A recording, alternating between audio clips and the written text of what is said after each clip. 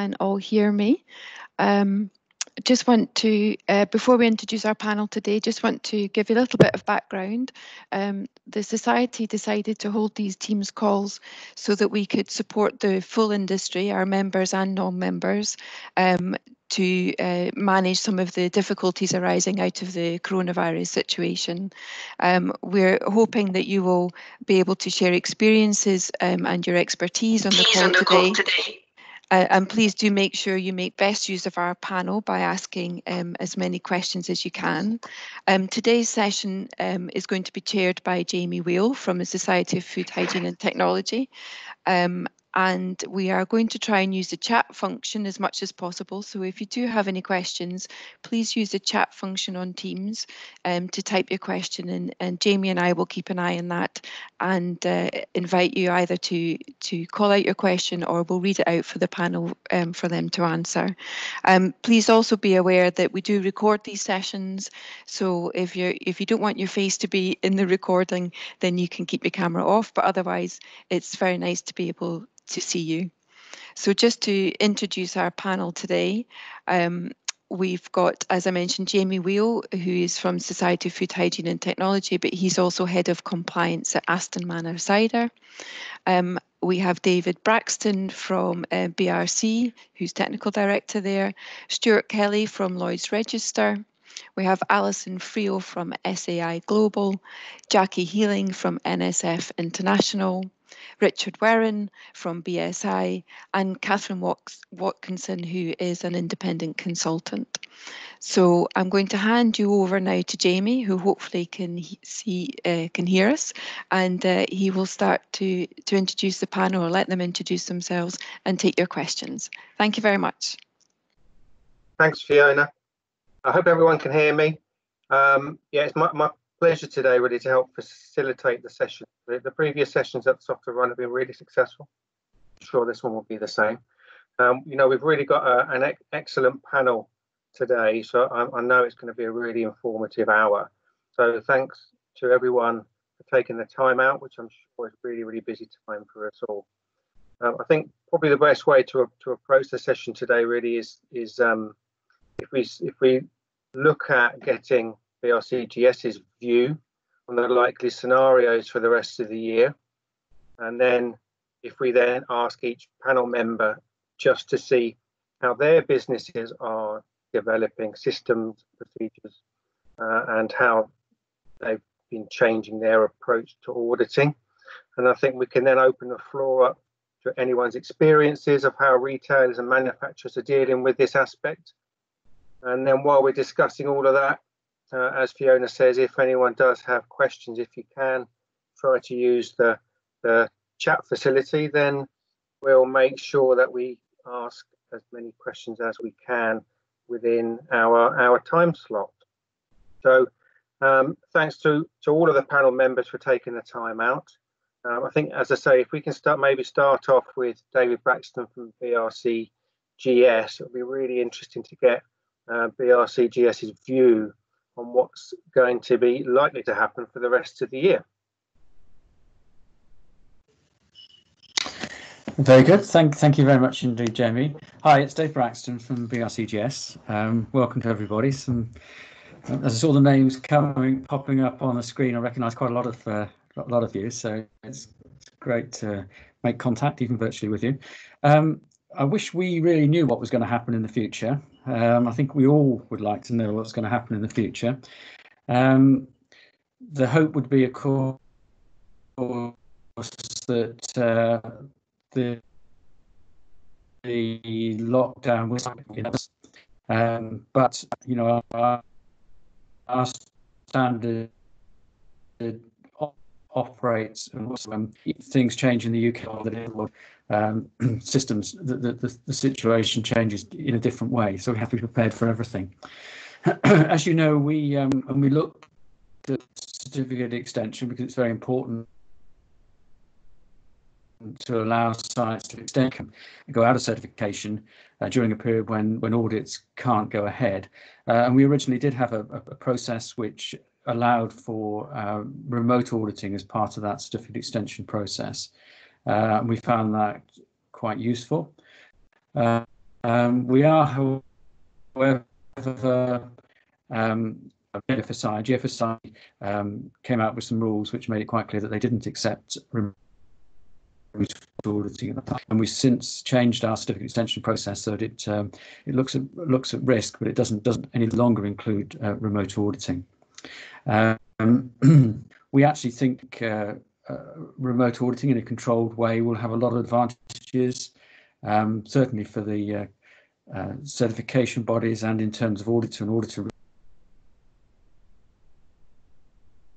resource in the future, and it's something which we would very much like to look at.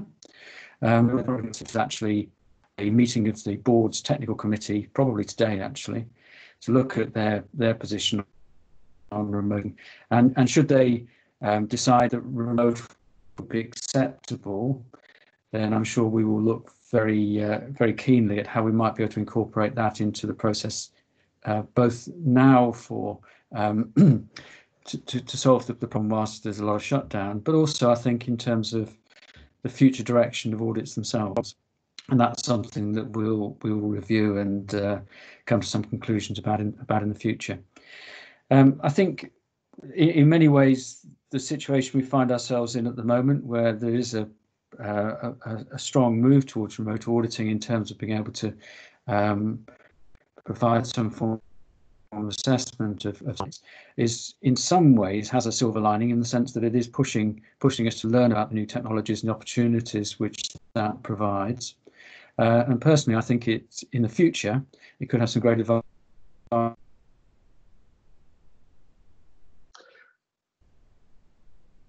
David, sorry, it's Jamie here. You're a bit intermittent. Yep. You seem to be coming in and out. Is it worth maybe trying to see if you switch your camera off so we can still hear you, just to see if that helps? Yes, certainly. Yeah. Thank you. Yeah. Okay. Okay. I'm sorry about that. Okay. Can you hear me? Okay now. Yeah, that's a lot better. Thank you. Okay. Very good. Okay. So as I was going to say, I think. The silver cloud of or silver lining, I suppose, to the current situation is that everybody's being pushed to testing remote auditing and auditing technologies, and I think there's it's been a huge learning process for most of us, and I'm sure the certification bodies will be able to share their insights on how this is working, and I think it will provide some great opportunities in the future to address some of the problems or challenges which we have, particularly around auditor resource.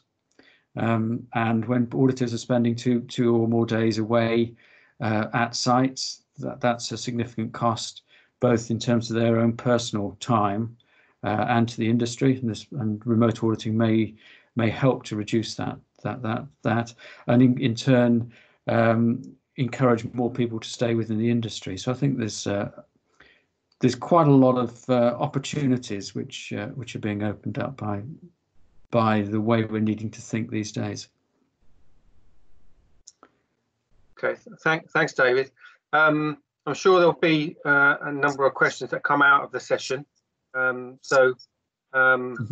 know, as and when they come through, I'll make sure we get those asked, and we'll answer as many as we can. It'd be really useful now just to get an idea on the different certification bodies, how they've been approaching the current situation and what they'll be looking at doing in the future. So if we start off with looking at our slide there, if we start off with Stuart maybe, and we'll work our way down the list just to get a view from the different CVs. So Stuart, sure. How's it going from Lloyd's point of view? Yeah, really well. Our main concern is, same as David, the backlog of GFSI audits that are going to come in the next few months. And I think everyone's got the same concerns. So fingers crossed we get some positive moves there. But from a remote service point of view, I'd say one of the biggest and most proactive industries that we've seen is the farm assurance, the area of agriculture. And I think maybe the foot and mouth crisis had something to do with that, where they seem to be more agile and more receptive to making changes very quickly, and we've found a fantastic uptake there. In a population, we were actually quite surprised because we felt that the farming community might be a little bit more resistant to the use of technology, but they're getting quality time with the auditor. They're getting the ability to do the pre-audit work and upload documentation for review before the audit at a time that suits them. And in actual fact, they've adapted really well to what is a slightly different way of working. We've also seen good uptake in second-party programs. Everyone's very probably wary of doing something different to start with, but the technology that we're using allows them to join the audit and actually to witness it or part of it. And that's given them the reassurance that the process is still as robust as it would be using remote technology as it would be if the auditor was on site. The auditors have found it a little bit challenging to start with as they get used to the technology, camera wobble, focus, and noisy environments being some of the challenges we've had. And we've had to very quickly look at ways to kind of get around that. Simple things like, where we have had an issue with connection, we've had an immediate video taken by the person at the other side and uploaded so that it can be viewed and it's time and date stamped. So the evidence is still robust. And generally, after the first couple of audits, the auditors are feeding back that they're getting more comfortable with it, they're more prepared, and they're more relaxed. So they feel as though they're giving more quality time to the actual audit itself rather than some of the peripheral stuff. So on the whole, really positive, but wary at the start and gaining momentum. I think we've now got something like 450 farm assurance audits completed and around 110 to 120 second-party audits completely on a remote basis, in addition to some programs that have gone part remote. Okay, thanks, Stuart. That's really useful.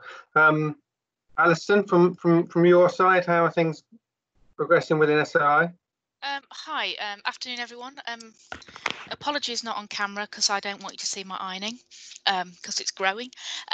So a bit like Stuart really, from the farm assurance side, really positive uptake on that, and the auditors very quickly have adapted to the new style.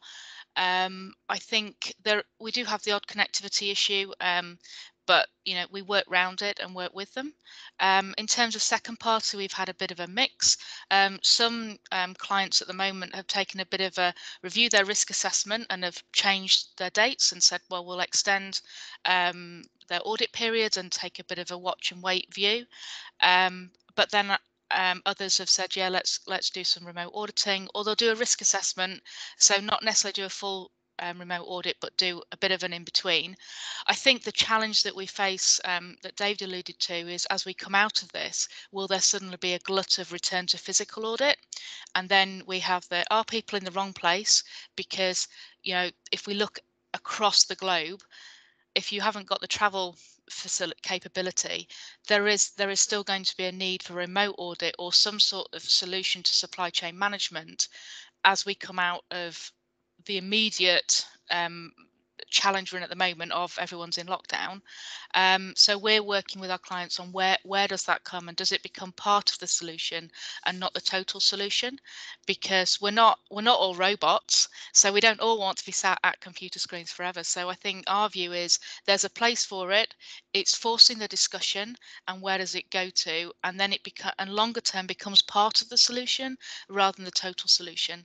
And where that goes at the moment is still to be worked out. But from our perspective, the remote audits we've done have been well received and have met the needs at the moment. So fairly positive. Okay, thanks. It's really interesting. We're getting a few questions now, but what we'll do is we'll go through, have a discussion with all the panelists, and then we'll come back to the questions if that's okay with everyone. So, Jackie, how are things progressing at NSF? Yeah, hello. Is everybody right? Can you hear me? Yep. Yes, very similar to what that Stuart and Alison have said. We've done very well on the farm side. We've done quite well on the second party side. We're confident we're seeing the same sorts of levels of non-conformances come up when we compare the trends doing it remotely versus doing it physically. So we're confident of the rigour. We do see quite a bit of auditor fatigue with this approach at the moment, and that might just be an adaptation and they're getting used to a new way of working. And I think that there's a way to go yet with the costing models around some of this, in terms of making sure that everything can be done in the same sort of timeline, and therefore the same costs for the suppliers and farms, etc., that are impacted. We've also used it because we've got some placement technical support in some clients. We've also used it for things like troubleshooting visits and first productions, and that seems to have worked as well. So I think overall we're quite comfortable and quite confident, and actually pleased, I think, to have had the nudge to maybe embrace this a little bit quicker than might have otherwise happened, because we'd always felt that this was had to be part of the solution going forward. Okay, thanks, Jackie. And Richard, from a BSI point of view?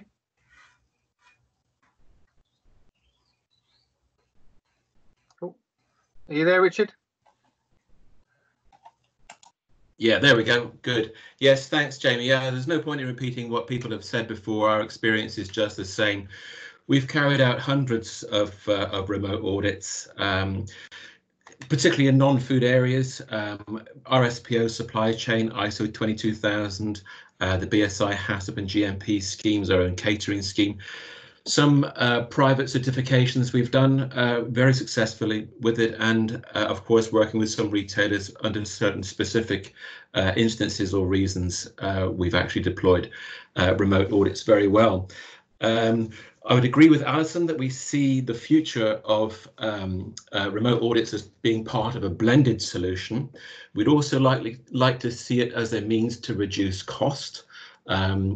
We wouldn't want, for example, a scheme owner to say, well, you've got to have a physical audit and a remote audit, which effectively extends the time. We don't think that's actually necessary. We feel that the audit can be much more focused. We also find that a remote audit requires the auditee to put in at least twice as much planning. And if everything runs to time and runs to the plan, then the audit generally can be kept to time or even before time. One interesting thing is that we've found is that some cultures adapt to remote audits better than others. So Western cultures particularly do. One instance in Japan where they were highly resistant to remote audits, but when they were trained and when the auditors obviously passed their test of competency to use the different technologies, they really took to it, and I think can report a very positive response from them. The first audit for the auditor is a very steep learning curve.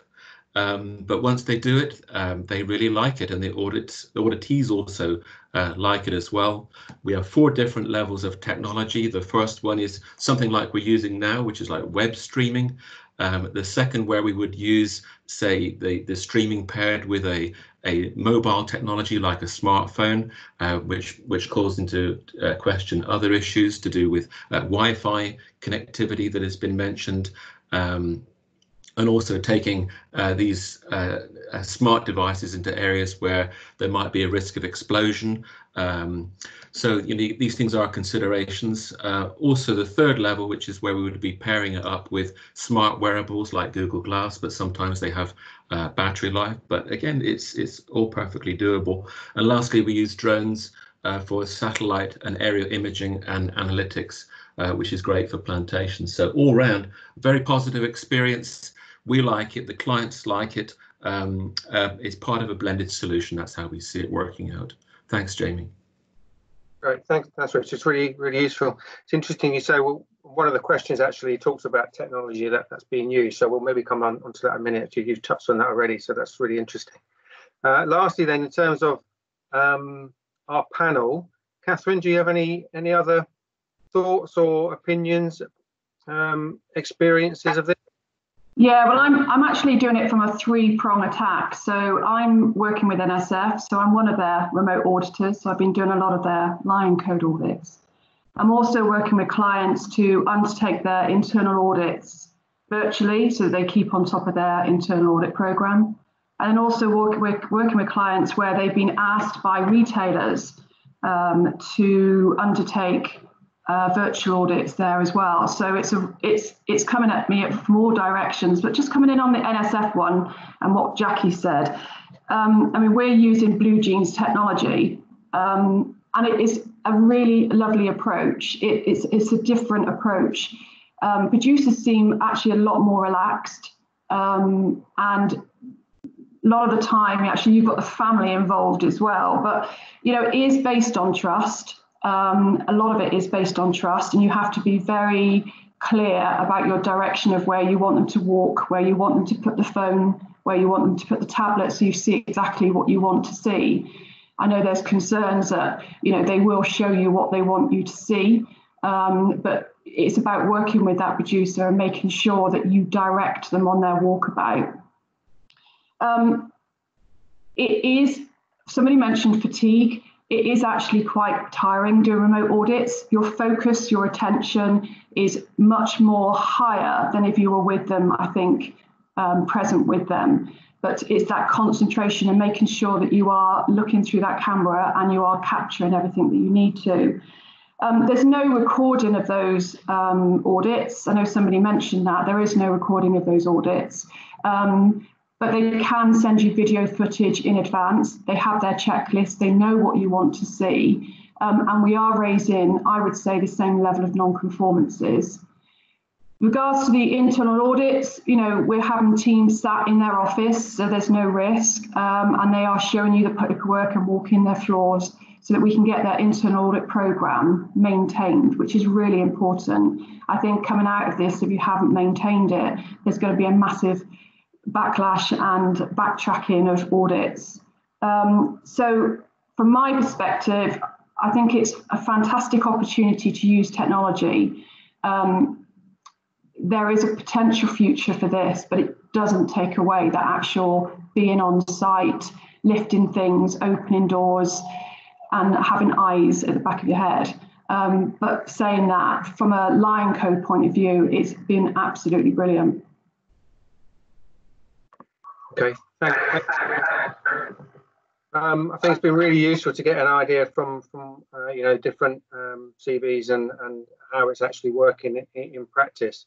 One question that I have for everyone actually attending is has there been any differences or pressures or anything in relation to that from retailers or manufacturers, if you're supplying those, as to have they actually been trying to introduce these forms of remote audits? Interested to get everyone's viewpoint and experiences on that aspect.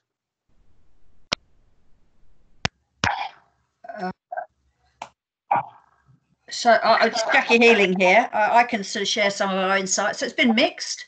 I think a number of the retailers are carrying out a bit their own remote auditing or desktop auditing using their own teams, who are now much more grounded than they were in the past. We've got some clients who approached us specifically to develop something that could be delivered for them remotely.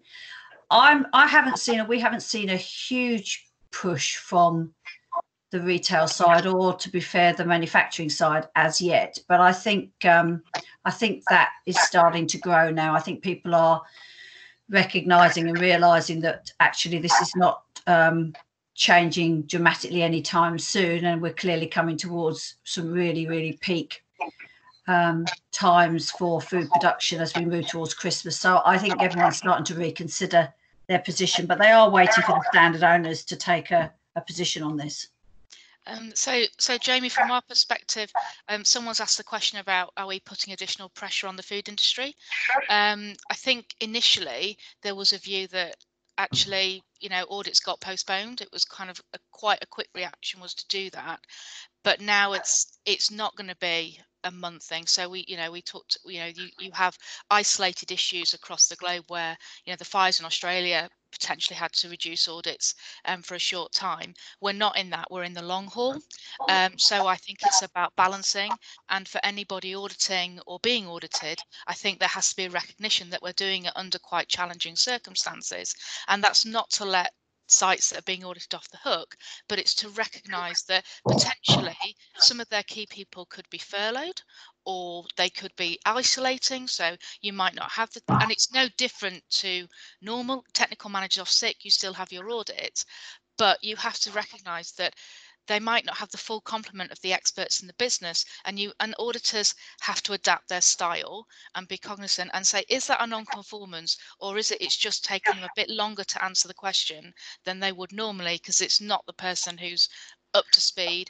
And equally, that, you know, they have to manage their staff. So it's about good auditing technique, I think, to reduce the pressure, and then taking a pragmatic approach in second party into what audits do you need, let's do those, and then risk assess the ones that, you know, do we really need to do that supplier in July? Can we postpone that one, or can we do a remote solution or a risk assessment for the short term? And it's about looking at your whole supply chain management process.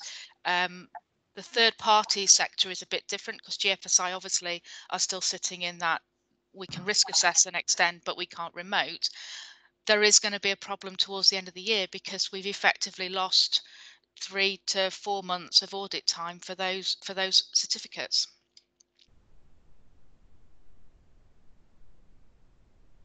So, as well, it's Stuart here. From our perspective, we're seeing quite a push from manufacturing towards using remote technology, not necessarily for audit, but for other more critical things such as corrective action closure from outstanding corrective actions, complaint management. So that I think in short, what we're seeing is a service delivery option of remote rather than a remote audit as a product being taken up by the industry quite receptively. And, you know, one of the other things Richard mentioned at the beginning about using this to reduce cost and burden in the industry in that respect, where we've seen significant improvements is biosecurity, for example, on certain farms, pig farms, etc., where the auditors can be utilised to a greater extent. Fatigue to one side. So I think there are some benefits that the industry are beginning to really see and understand. And I don't see this as being just for auditing, but I see it as being part of an ongoing solution as we move forward. It will become an accepted part of an intervention programme as well as audit. Thanks, Stuart. Or a couple of people have asked a question about the robustness of remote audits. Especially if you're going into a site that's new to a business, or I know one person mentioned that, you know, a lot of the non-conformances that occur during on-site audits does occur during walkarounds. So how do we deal with that concern from a remote audit point of view? Would we expect to have, you know, a certain element of it remote, but then still have to have some form of GMP audit? And if so, would that GMP audit need to be unannounced? I think, Jamie, if looking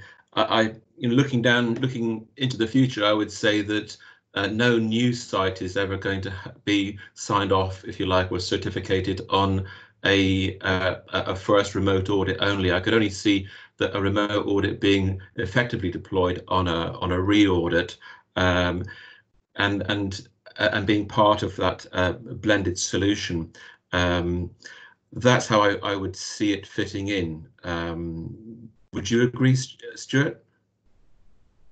I would. I think there will be potentially, from a second party point of view, I can see it working for a new site where there's an urgency and potentially a low risk product. But I do think, I agree with you, Richard, that I think the first step, particularly until confidence grows, you know, yes, all the questions we're seeing are around, are we sure this is as robust? How do we ensure these things? Everyone's got concerns around the validity and robustness. Early indications for us are the number of non-conformances are consistent. The findings are consistent with a face-to-face, but until that trust comes back into the market or builds in the market with it, I fully agree. First certification will be face-to-face, and then there will be, you know, options to look at alternatives from that point onwards. I think there is an opportunity for it. Talking to one or two of our clients, where historically the first approval has been done in the low risk area on supplier questionnaire. And then you get to the site and you go, the questionnaire bears no relation to what you've audited.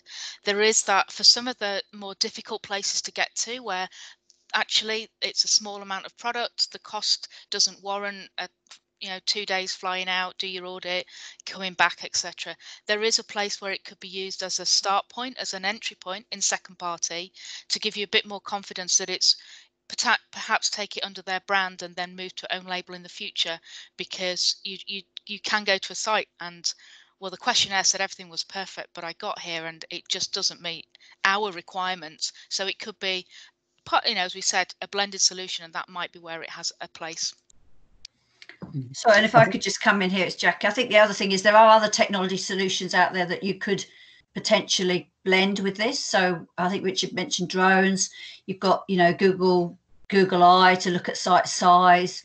So I would be in agreement that I think would be very unlikely to go completely away from some sort of physical presence in some of these sites for the majority of the time. But I think there are all kinds of other technologies emerging and probably used in other industries that if we could embrace some of that along with enhanced data streaming, etc., from these factories and farms, we may be in a very different model a few years from now.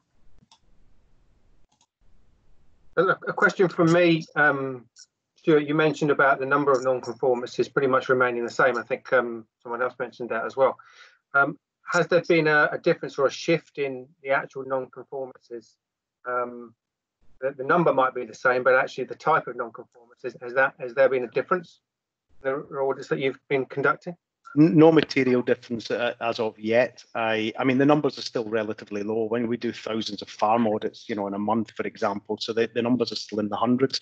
So ask me again in 2 or 3 weeks, but we are looking at this every other day just to have a look and make sure that there's no significant impact or difference. So no, just to touch on a point that was raised earlier as well, the whole data security aspect of this is quite important to bring out. So we've had some challenges around GDPR, particularly if you are using cameras and facial recognition and things like that. So we've had to get around those points, and we do have the option of recording the audits, which some people are for, some people are against, and some of the technology allows that.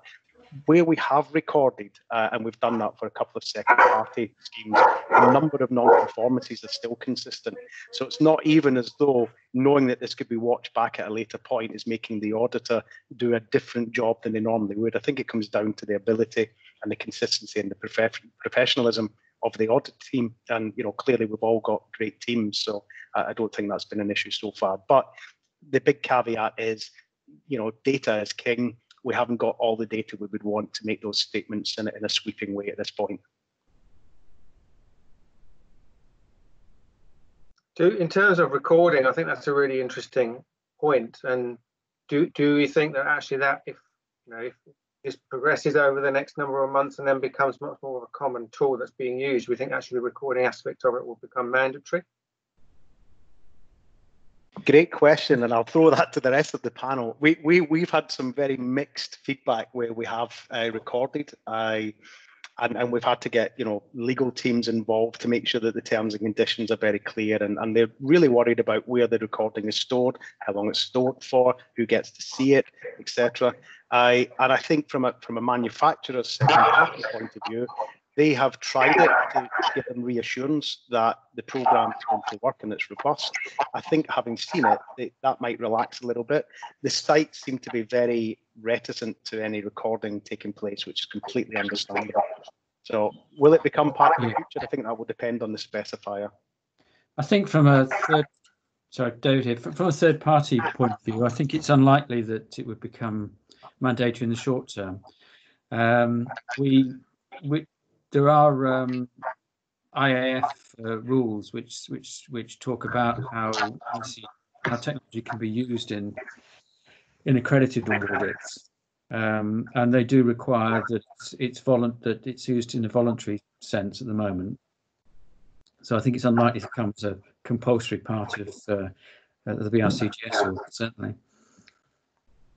Okay, thanks, David. A question that we've started to get a couple of questions more specifically in relation to obviously the current issue that we have with COVID-19. Social distancing is one. Have those people that have been conducting remote audits, have you had any issues with the actual aspects of social distancing where people have been having to walk around factories? Have you tried to maintain that distance between other operatives? So it's Jackie here. So We've had obviously very few of those on most farm environments, because that tends to be a bit of a closed community. Not all of them, but many of them on the livestock side. In the factory environments where we've done them, yeah, we've had to be cognizant, but we haven't really found it. Yeah, there are different things we're having to do to work. We would have to do, even if we were there, we would have to have the social distancing in place. We'd have to probably sit and check records on our own in a room. You wouldn't be able to use the canteen, things like that. So in some ways it's easier. But yes, there's a degree of needing to clearly respect the person who's carrying the camera around the factory, respect their need to maintain that social distancing and the breaks they'll need for hand washing, etc., etc. So you've got to build that in for sure. And those that have been conducting the audits, what about issues in relation to use of technology? You know, where you're going into areas where there isn't any Wi-Fi and signals get blocked and that type of thing. Yeah. It's Jackie here again. That has probably been our biggest challenge in manufacturing. I think that's why the farm ones have been so successful, and some of the manufacturing ones less so, which is where you get then into the recording and back into the debate about, well, how long would you keep that recording and where does it go and how secure is it? But we have had some challenges in the depths of some factories getting this streaming. But presumably in the long term, factories could be kitted up with the relevant technology within the depths of the factories. They've just never needed it before. What we've done is to courier out in advance of the audit a BSI helmet with a built-in camera, and we go through with the auditee exactly what the camera does and how to operate it, and it's actually very simple. And then that is then live streamed to the auditor, who just asks them to walk around in a predetermined tour, look at specific aspects of process, and we find that very successful. And we don't actually record, although the facility is there to do that. We actually just have permission to view. That was an interesting point there, Richard. Do you, in terms of the site tour, is that a predetermined route that you would get that person to follow? So that would be agreed before the actual remote audit? So normally what happens, there is a site tour anyway, if it was a physical audit, and there is usually a plan and a workflow that we would go through. And, the auditor is able to say, I want you to just slowly turn around and there's a door there, or open that bin, go into that room, which kind of gets over a point that I think I saw on chat about, does the auditee just want you to see things that they just want you to see? So we can see that as a risk, of course, but if the auditor is able to guide the person who's wearing the helmet to say, well, look, I just want you to go into that through that door, or what's behind that door, inspect a certain part of the plant. We find it a very flexible approach. What we do recommend, of course, as part of our pre-delivery instruction, is that the auditee advises the factory workforce that an audit is taking place, and just to be aware that they may be on camera and viewed remotely. Can I just, it's Catherine here. Can I just say that when we've been conducting, or I've been conducting audits within a manufacturing environment, having a view of the site plan in advance is, to me, absolute key. So you know what rooms are there, normally what the flow is already. So it allows you, with that site map in front of you, to guide them as if you're walking by their side. Exactly. That site plan is absolutely critical in advance, because very often, and it does happen even when you're physically there, the rooms that you don't want to see, you don't get to see. But with a site plan, normally every room, door, flow is referenced. And with a producer point of view, it's worked perfectly. You actually, within about 20 minutes, feel like you're walking by their side, and you're having this general conversation, even though you're actually talking them through a tablet or a phone. So, but it is all about upfront agreement of how can we conduct this which is best for them and best for you, so that everybody gets to see what they need to see, and that their site or whatever is shown in the best perspective. Doesn't help when you're slotted in somebody's pocket or left on the car seat whilst they go out to the farm. But yeah, having that site plan is absolutely key to understand what flow you're going to take. And how potential noise issues in factories, because as we all know, factories can be very, very noisy. So how have you dealt with that in terms of communication with the person going around the site? Well, they normally always have headphones in, so they can hear me talking to them directly through their headphones, and I do recommend that whether they're on farm or within a factory environment. So although it may be noisy coming back to me, obviously if they can hear my instructions very quietly in their ear, then I'm just walking with them through a normal environment at the noise levels that I would expect if I was physically there. There's been already come through actually. Those that have conducted remote audits, have you had any issues where the auditee is not fully cooperative, not doing what you asked them to? From my perspective, not so far. We work out very much up front whether they can conduct it from a technology understanding, whether they can actually get Wi-Fi. So you kind of get rid of all those bits in advance. The only thing I've come across is that people not quite getting the camera angle on paperwork, and you do have these long gaps, because sometimes when you're sat in an audit, you can see the piece of paper that you want. Obviously, from a remote point of view, you're very reliant on that person finding the paper that you're looking for. So sometimes there's a little degree of frustration between the two of you, because they're getting frustrated because they can't find it, and I'm frustrated because I can't see it. But actually, all that, can I do it? Will I be able to cope with it? Has been done up front before you even start the audit. The same. We've had one or two refusals at that point, I have to say.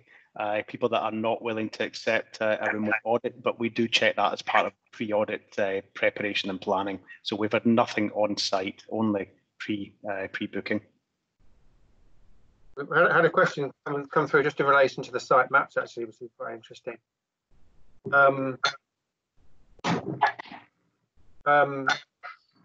there been the potential for site maps to actually be tailored so it hides certain areas? How would you deal with that?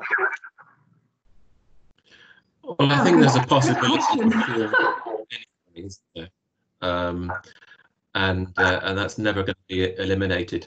So there is an element of trust, but we're not looking at this as a total replacement for a physical audit. It's going to be part of a blended solution that can be validated, so verified as part of a physical audit later on. I think it's just a different way that if sites want to try and avoid getting, shall we say, caught out, using poor language, they'll find it's no different to when you do an audit and you're kind of steered to go another way. It's just what's through that door. And as Rick said, it's about trust. And if people are not trustworthy about doing the audit, then you get a sense of whether people are telling the truth or being fully truthful when you're auditing. And I think that will improve as auditors get more used to doing remote audit. You get a sense when you're being spun a line or it's not quite true. And it's about doing a robust audit under the circumstances. If a site really wants to avoid something, they will do their best. And I don't think that's any different to physical versus remote. It's just a different challenge to look for those issues. Sure. I've had a really interesting comment actually come through from Veronica. So thanks for that. Who's done some remote BRCGS food audits, and she says in her opinion it's only possible on site that which is probably very true. So thanks for that, Veronica. Does anyone know of any advice or guidance that's come out from the FSA in terms of remote audits? I'm not aware of it. No, I'm not aware of anything either. No, not me. Advice, nothing here.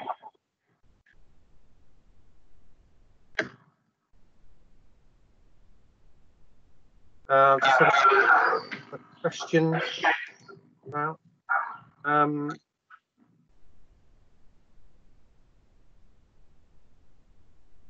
One interesting question that's come through is, it's probably the case that a number of years manufacturers are concerned at the increasing number of audits from retailers, manufacturers, or other suppliers.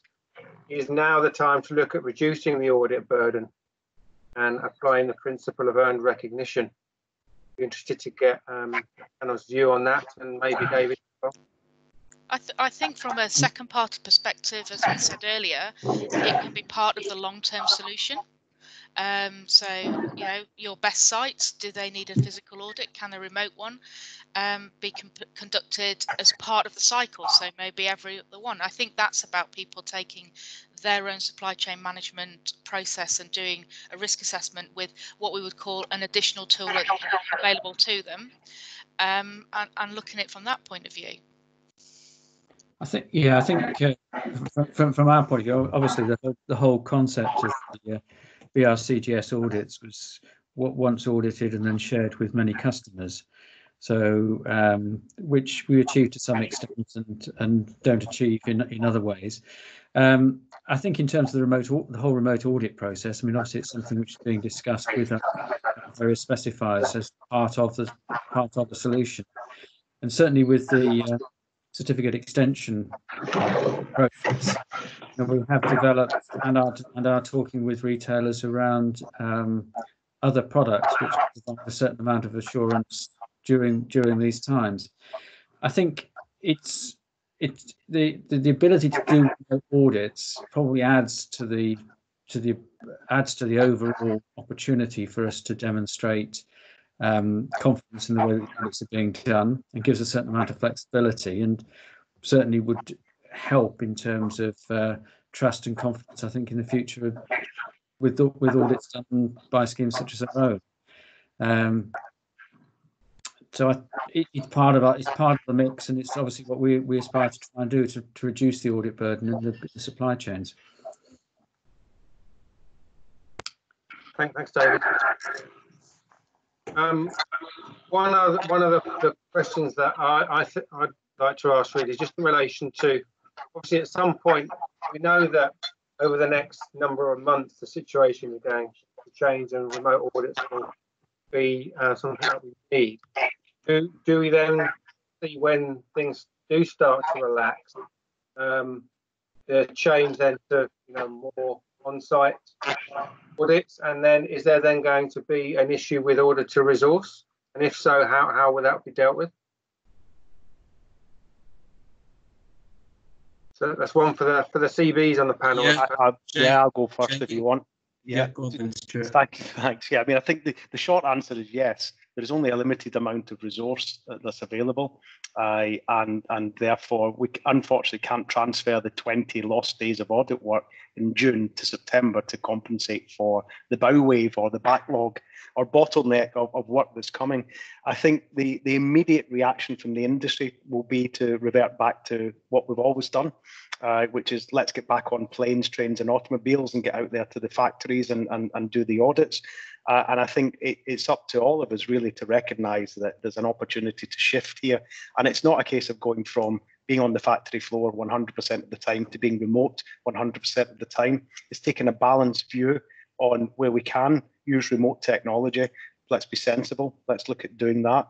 And let's look at the alternatives that we've got, recognizing that there is the whole reason of doing audits is to protect brand integrity and to make sure that supply chain is safe and robust, and therefore that needs to be part of a risk management program moving forward. There are certain things that we can do remotely and certain things that we have to do on site, and that's never going to change until that trust, credibility and practice becomes accepted in the marketplace. We're all concerned about the bow wave of audits that are coming, and we're all talking to customers about how we can mitigate that by bringing some things forward, audit preparation time, documentation review, etc., and certain remote things. But it's going to be a concern, and it'll be very interesting to see whether we manage to cope with it, depending on the outcome of the GFSI consultation and recommendations that come out of their board in the next week or two. Yeah, and to add to what Stuart was just saying, I think using remote technology means that we actually can access a greater pool of our global auditors and experts across the business in different locations around the world. So it really helps to augment the auditor capacity that is becoming an increasing bottleneck. There's a question that popped up about local authority. I just wanted to pick up here from Laura Brown. It's a really good question. I can say that so Laura's question here, are we only talking here about farms and factories? Does anyone else on the panel have experience of local authority, food service outlet scores on the doors, remote auditing? I can say that in New Zealand and Australia, which I think are a little bit ahead of us here, some of the states in those two countries actually do encourage remote auditing and do accept them. It isn't the case here at the moment, and there isn't a lot going on with restaurants all shut anyway. But I can see it being part of a forward solution. Whilst we're on that subject, though, I think what we're finding from our global feedback is that remote audits actually do encourage a positive food safety culture within a business. So there are some very interesting spin-offs from what this technology is forcing everyone to do. But let's face it, it's better than doing nothing, and it does help maintain audit cycles and manage risk. I think so. Thank you for that, Richard. Jackie again here. I think just to come back on that question from Laura, we are seeing some restaurant chains who are looking to reopen now, looking at how they would use remote monitoring, remote auditing to check actually their COVID preparedness and ongoing compliance, because they're going to be facing into a consumer directly, whereas obviously food manufacturing and farms tend not to do that. So we are starting to see those conversations now with those high street restaurant chains about how they might use remote technology and what remote technology might work to allow them to reassure their own businesses and their customers ongoing that the right COVID practices are in place in addition to their normal food safety practices. Thanks, Jackie. I've had a couple of people ask a linked question in relation to remote audits, and the first element to it is public perception. So if there was a serious food safety issue, what would the public perception be of retailers, food service manufacturers not actually visiting their particular suppliers? And then second to that, again, if there was a particular food safety issue linked to a serious issue, how would certification bodies, audit bodies deal with the potential for any litigation that may happen? I think part of that comes back to Richard's earlier point, is it's better than doing nothing.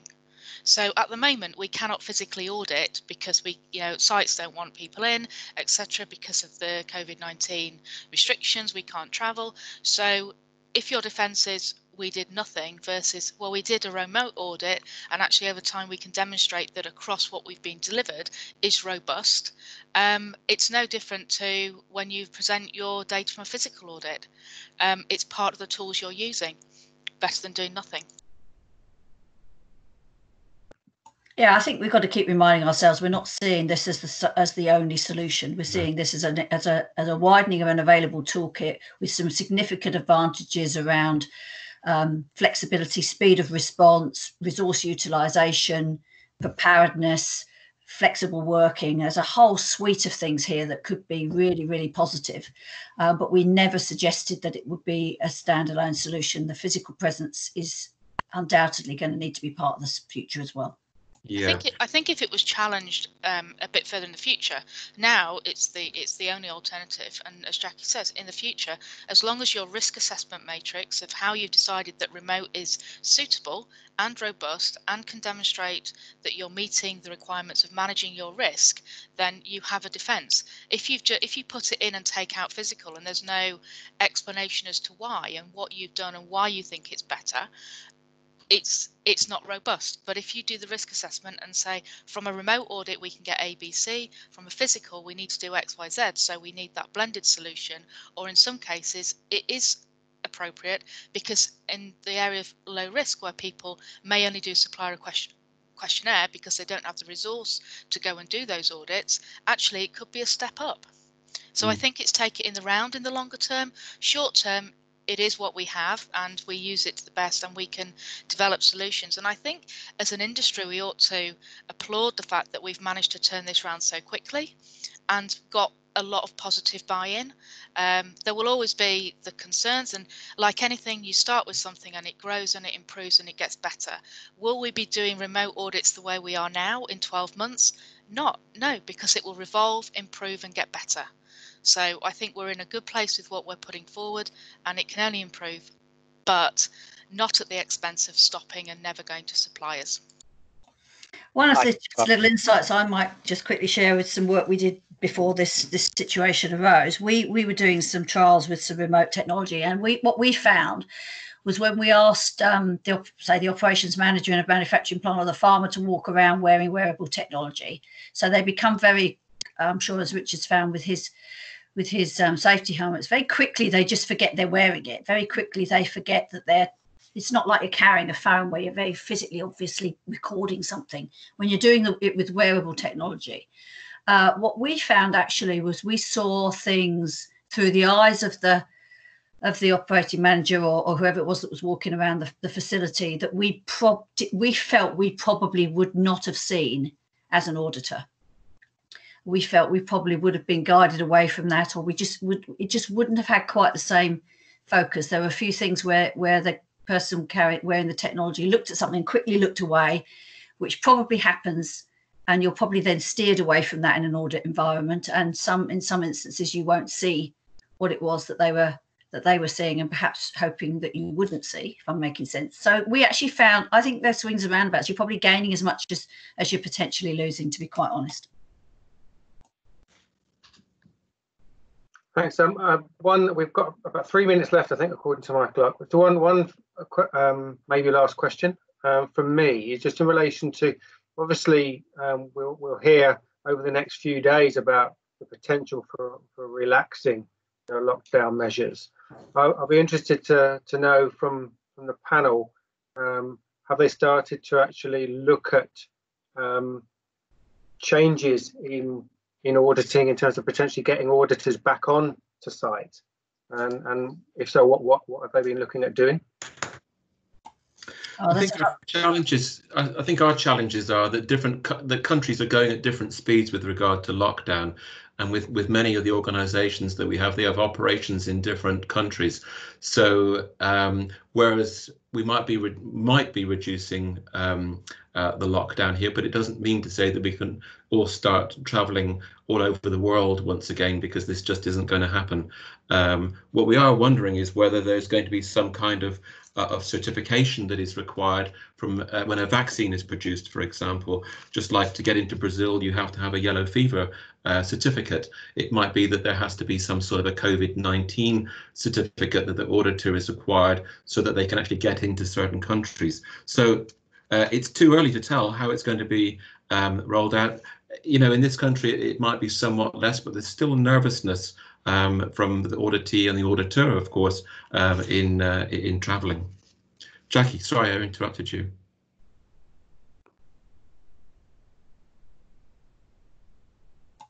Sorry, no, you're fine.